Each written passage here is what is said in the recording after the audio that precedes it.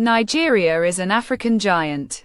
Its population of 220 million people is more than that of the two largest African countries, Ethiopia and Egypt, combined.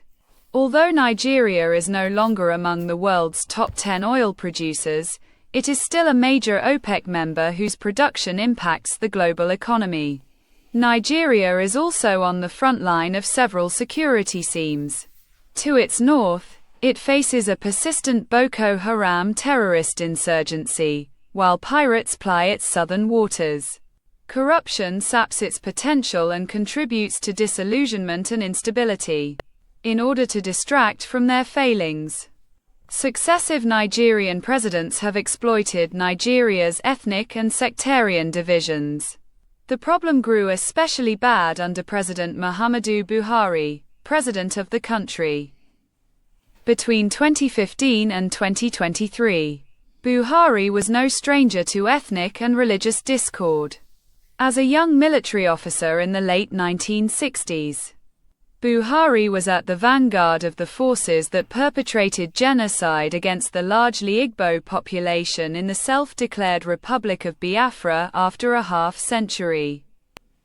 His disdain for the country's Christian and animist Igbo did not diminish.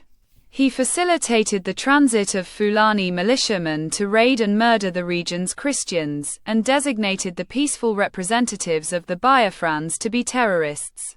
Alas, he found a friend in Secretary of State Antony Blinken and the Biden administration who argued that the anti-Igbo, anti-Christian violence was the result of migration caused by global warming. This was patently false, however.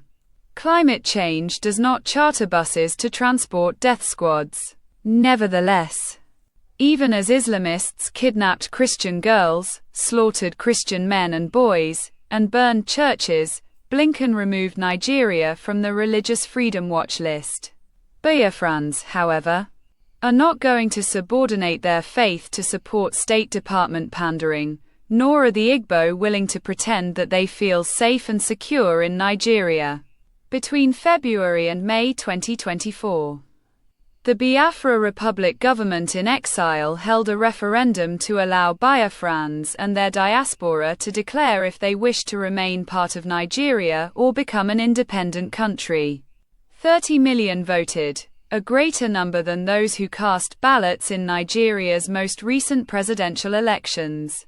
Those who cast physical ballots on the Biafra referendum registered in advance and showed voting cards, while those who cast their vote electronically used Google Forms to ensure they only voted once. The results are consistent with public opinion surveying. Biafran leaders suggest they could declare independence as soon as this autumn. Biafrans, it seems, want self-determination. Even if they do not declare independence, however, the Nigerian government's unwillingness to address ethnic persecution and anti-Christian discrimination cannot continue. Blinken believed he could sweep persecution under the carpet in the name of diplomacy. He believed that if the State Department refrained from criticizing the Nigerian leadership's bigotry, Washington and Abuja might enjoy smooth relations. It is impossible to paper over such persecution, however. By refusing to demand that Nigeria treat all its citizens equally and respect their cultural and religious freedom, Blinken and the State Department demonstrated that Biafrans could not work within the system. Succession is never an easy solution. It often sparks great violence if not civil war. Absent American attention, that could quickly become Nigeria's future.